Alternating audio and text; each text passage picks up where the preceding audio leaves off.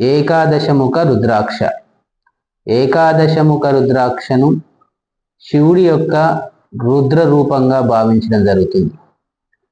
మరి యొక్క ఏకాదశ రుద్రాక్షలో 11 ధారలు ఉంటాయి.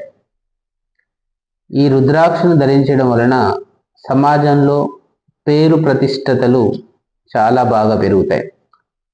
కుటుంబంలో సఖ్యత పెరుగుతుంది.